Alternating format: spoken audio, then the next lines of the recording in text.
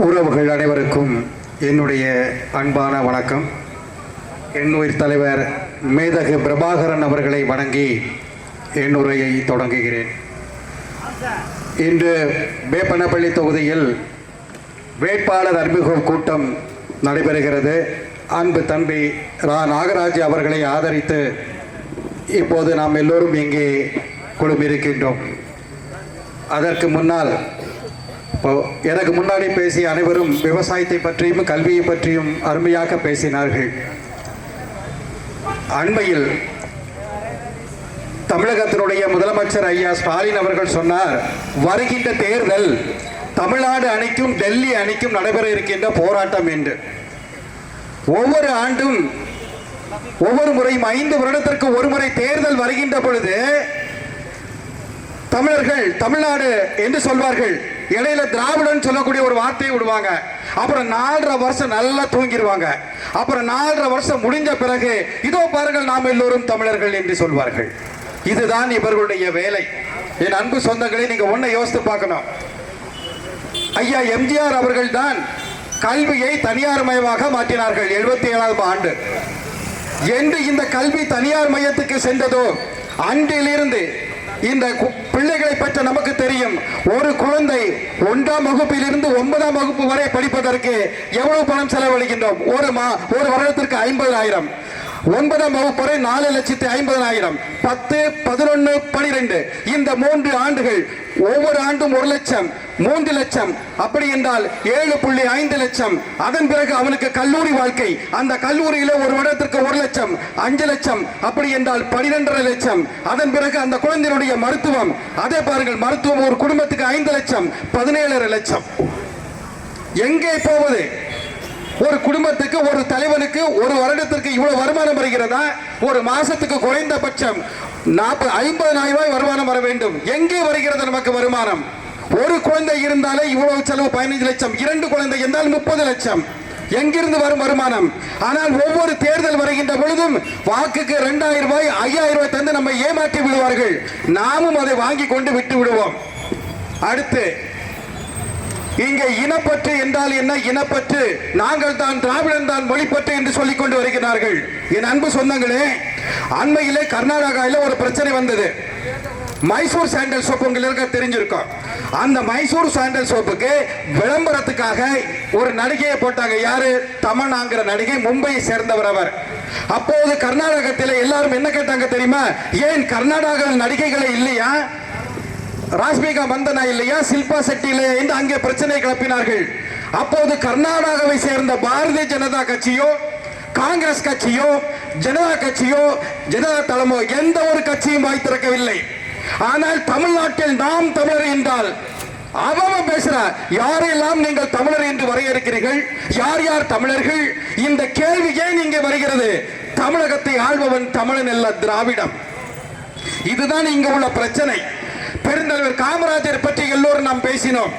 பெருந்தலைவர் காமராஜரை கூட ஒரு பத்திரிகையாளர் பேசினார் தவறாக. பெருந்தலைவர் காமராஜர் யார்? அந்த பத்திரிகையாளர் முக்தார் என்ன பேசினார்? அவர் பெருந்தலைவர் காமராஜர் ஆட்சியில் கூட ஊழல் இருந்தது. எவன்டா சொன்னது ஊழல் இருந்தது என்று? ஒரு வரலாறு தெரியுமா? 1995ஆம் ஆண்டு குமுதம் வார இதழ் பத்திரிகையுடைய ஆசிரியர் மனா அவர்கள் விருதுநகருக்கு போறாரு.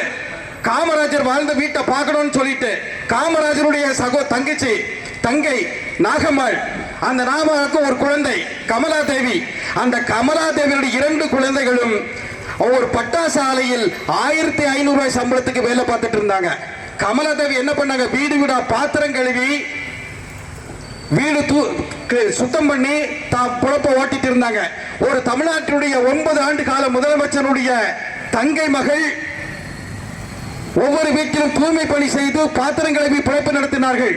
இந்த தமிழ்நாட்டினுடைய 5 முறை சட்டமன்ற உறுப்பினர், 4 முறை பாராளுமன்ற உறுப்பினர், 9 ஆண்டுகள் இந்த தமிழகத்துடைய முதலமைச்சராக இருந்து காமராஜர் அவர்கள் மறைந்த போது அவருடைய பையில இருந்தது 125 ரூபாய், 4 கதர் சட்டை, 4 கதர் வேட்டி, ஒரு கண்ணாடி, 2 ஜோடி செருப்பு.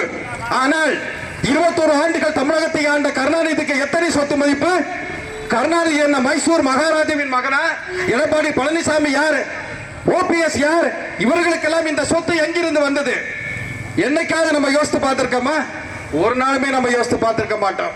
என் அன்பு சொந்தங்களை, நீங்கள் ஒவ்வொன்றையும் யோசியுங்கள். திராவிடம் திராவிடம் என்று சொல்லிதான் நம்மிடம் வாக்கு கேட்பார்கள். நாமும் வாக்களித்து இந்த இந்தியாவே நமக்கு சொந்தம், அதை இழந்து நிற்கிறோம். சிலப்பதிகாரத்திலே ஒரு பாடல் உண்டு. வடிவேல் எரிந்த வான்பகை பொறாது பக்ரொளி யாற்றுடன் பன்மலை அடுக்கத்து குமரி கோடும் கொடுங்கடல் கொள்ள வடதிசை கங்கையை இமயமும் கொண்டு தென்னிசை அட தென்னவன் வாழி என்கிறது சிலப்பதிகாரம். வடவேங்கடம் தென்குமரி ஆயிடை தமிழ் கூறும் நல் உலகத்து என்று சொல்கிறது தொல்காப்பியம். இமய முதல் குமரி வரை தமிழன் வாழ்ந்த பூமி இது. இது நான் சொல்லவில்லை, அமெரிக்க ஆய்வாளர் அலெக்ஸ் கோரியன் அவர்கள் சொல்கிறார். இந்த உலகிலேயே மூத்த மொழி தமிழ் மொழி. இந்த உலகம் இந்தியா முழுவதும் இமய முதல் குமரி வரை பரவி வாழ்ந்த ஒரே இனம் தமிழினம் என்று சொல்கிறார். ஐயா அம்பேத்கர் அவர்கள் சொன்னார், இந்த நாடு முழுவதும் பரவி வாழ்ந்த இனம் தமிழினம் என்று. அந்த தமிழினத்தை ஒரு குறுகிய இடத்துக்குள் சுருக்கி கொண்டு வந்து விட்டு விட்டார்கள் இந்த திராவிடம். சரி, இந்த தமிழ்நாட்டிலாவது தமிழர் நிம்மதியாக வாழ முடிகிறதா? அன்று சுதந்திரத்திற்காக பாரதியார் பாடினாரே பாடல், அது இன்று இந்த திராவிடத்தில் இருந்து தமிழர்களை சுதந்திரமடைய செய்வதற்கு மிக பொருத்தமான பாடலாக இருக்கும்.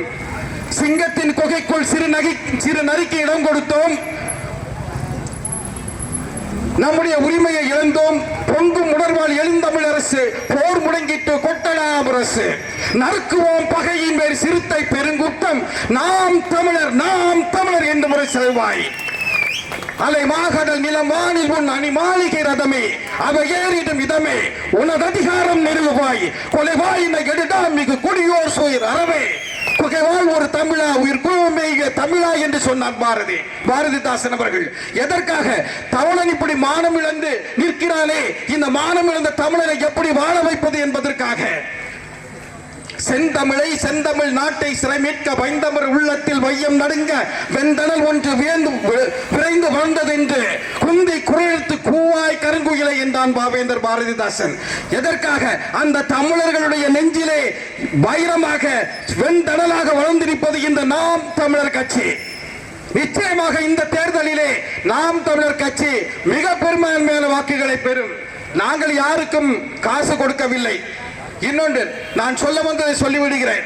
ஐயா முக்தார் அவர்கள் இதே காமராஜரை பார்த்து இவருடைய ஆட்சியிலே ஊழல் இருந்தது என்று சொன்னார். காமராஜருடைய தாயார் மறைந்த போது அந்த இதை நம்ம ஓலை வச்சு கட்டி எடுப்போம், அந்த இது தூக்குறதுக்கு அந்த ஓலை வச்சு கட்டி எடுக்கிறது கூட அவங்கள்ட்ட காமராஜர் பாக்கெட்ல கைப்பையில பணம் இல்லை. அவருடைய அதற்கு அப்புறம் அங்க வந்தவங்களுக்கு சோறு போட கூட அவங்கள்ட்ட காசு கிடையாது. இப்படிப்பட்ட ஒரு பெருந்தலைவரை இந்த முக்தார் அவர்கள் பேசிய பொழுது அதற்கு பாதுகாப்பு கொடுத்து நீ இன்னும் பேசு என்று சொல்லிக் கொண்டிரு என்று ஆதரவு கொடுத்தவர் ஐயா ஸ்டாலின் அவர்கள். இதை மறுப்பதற்கு முடியுமா? இங்கு வாழும் உரிமை எவருக்கும் உண்டு, ஆளும் உரிமை தமிழர் எமக்கே உண்டு. வந்தவரை எல்லாம் வாழ வைப்போம், அது எம் இனத்தின் பெருமை.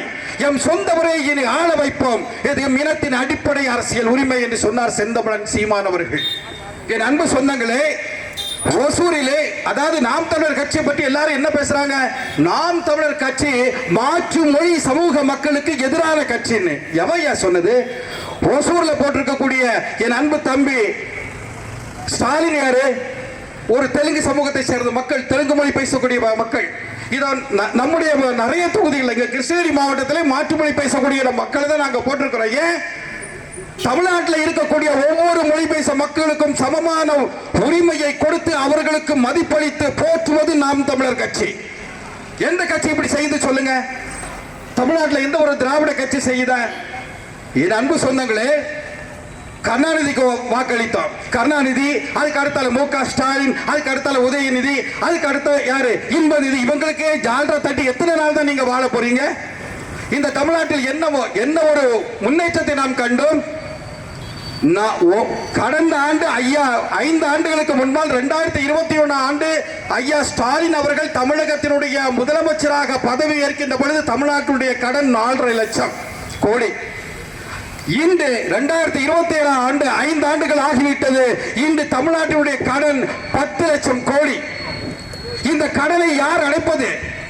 சரி, இப்ப நீங்க 8000 ரூபாய் மகளிருக்கு மிக்சி வாங்கணும், ஃபேன் வாங்கணும், டிவி வாங்கணும்னு எல்லாம் நீங்க கொடுக்குறீங்க, உரிமை தொகை கொடுக்கிறீங்க.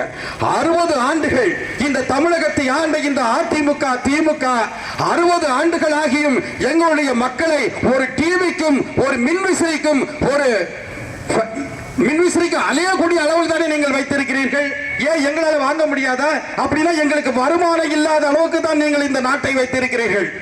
இதுதான் உண்மை. ஒரு வருஷத்துக்கு 365 நாள் கஷ்டப்பட்டு வேலை செய்யற நம்மளால ஒரு மிக்சியை வாங்க முடியாது, ஒரு கிரைண்டர் வாங்க முடியாது. என்னையா வாழ்க்கை இது? இந்த வாழ்க்கையில தரத்துல தானே நம்ம இந்த திராவிட கட்சிகள் வைத்திருக்கு. கொஞ்சம் யோசித்து பாருங்க. ஆனா இதெல்லாம் நம்ம யோசிச்சிருந்த இந்த நாடு என்னைக்குமே உருப்பட்டிருக்கோம். நாங்க இவ்வளவு வாய்க்கிலேயே கத்த வேண்டிய அவசியமும் இல்லை. என் அன்பு உறவுகளே, ஒரு நிமிடம் நீங்கள் யோசியுங்கள். நீங்கள் நாம் தமிழர் கட்சிக்கு வாக்களியுங்கள் அல்லது வாக்களியாமல் இருங்கள், அது பற்றி எங்களுக்கு கவலை இல்லை. நீங்க யாருக்கு எங்களுக்கு வாக்களித்தால் உங்க வாழ்க்கை நல்லா இருக்கும். யாருக்கு நீங்க வாக்களிங்க, திராவிடத்துக்கு வாக்களிங்க, இல்லைன்னா எங்களுக்கு ரோட்ல போடுங்க, எங்களுக்கு அதை பற்றி கவலை இல்லை. ஆனால் நாங்கள் உயிரோடு இருக்கும் வரை உங்களுக்காகவும் உங்கள் உரிமைக்காகவும் நாங்கள் பேசிக்கொண்டே இருப்போம். ஒரு நாளும் நாங்கள் உங்களுக்காக ஓய மாட்டோம். நிச்சயமாக வருவோம். நீங்கள் எங்களை ஒரு நாள் தேடுவீர்கள். தேடுகின்ற பொழுது நாங்கள் உயிரோடு இருந்தால் நிச்சயமாக உங்களை வந்து பார்ப்போம். வேதனை வேதனை வேதனை. அண்ணன் சீமான் சொன்ன மாதிரிதான், எவ்வளவுதான் நம்ம உறக்க கத்துனாலும் முடியலடா சாமி. என் அன்பு உறவுகளே, அன்பு தம்பி நாகராஜ் அவர்களுக்கு நீங்கள் ஏர் உழவன் சின்னத்திலே வாக்களியுங்கள். நிச்சயமாக நாம் தமிழர் கட்சிக்கு நீங்கள் வாக்களித்தால் இந்த தமிழ்நாடு வேறு ஒரு மாநிலமாக, ஆக சிறந்த மாநிலமாக நாங்கள் உருவாக்குவோம். நீங்க ஒரு நிமிஷம் யோசித்து பாருங்க. கல்வியிலே உலகத்திலே மிக சிறந்த நாடாக இருப்பது பின்லாந்து, அதன் பிறகு தென்கொரியா, அதற்கு அடுத்து சிங்கப்பூர். இப்போ இந்த வரிசையில் இந்தியா எங்கேயுமே இல்லை, கல்வியில் சிறந்ததாக இல்லை. ஆனா கல்விக்கு நம்ம எவ்வளவு பணம் கட்டுறோம்? ஒரு வருஷத்துக்கு ஒரு குழந்தை படிச்சு வெளியில காலேஜ் கல்லூரியை முடிச்சு வெளியில வரணும்னா 15 லட்சம் நம்ம செலவு பண்றோம். ஆனால் கல்வி தரம் சரியாக இல்லை. ஆனால் நாம் தமிழர் கட்சி ஆட்சிக்கு வருகின்ற பொழுது பின்லாந்து, ஜப்பான், சிங்கப்பூர் இந்த எல்லா நாட்டையும் பின்னுக்கு தள்ளி தமிழ்நாட்டிலே தான் ஆக சிறந்த கல்வி இருக்கிறது என்ற ஒரு நிலையை நாங்கள் உருவாக்குவோம். அதே போன்று ஊழல் இல்லாத ஒரு நாடு 3 நாடுகள் உண்டு. ஜப்பான், சிங்கப்பூர், ஸ்காட்லாந்து இந்த நாடுகளை போன்று தமிழ்நாட்டிலும் ஊழல் இல்லாத ஒரு நிலையை நாம் தமிழர் கட்சி உருவாக்கும். ஏனென்றால் நாங்கள் யாருக்கும் வாக்குக்கு காசு கொடுக்கவில்லை. காசு கொடுத்தால் அங்கே தவறு நடக்கின்றது என்று அர்த்தம். ஒரு நல்லாட்சியை நாங்கள் வழங்க காத்துக் கொண்டிருக்கின்றோம். இந்த தேர்தலிலே நீங்கள் எங்களை ஆதரியுங்கள். நிச்சயமாக ஒளிமயமான எதிர்காலம் இந்த தமிழக மக்களுக்கு வரும் என்று சொல்லி வாய்ப்பளித்த அனைவருக்கும் நன்றி கூறி விடைபெறுகின்றேன். நாம் தமிழர், தமிழ்தாய் வாழ்க, மேதகு பிரபாகரன் அவர்கள் வாழ்க.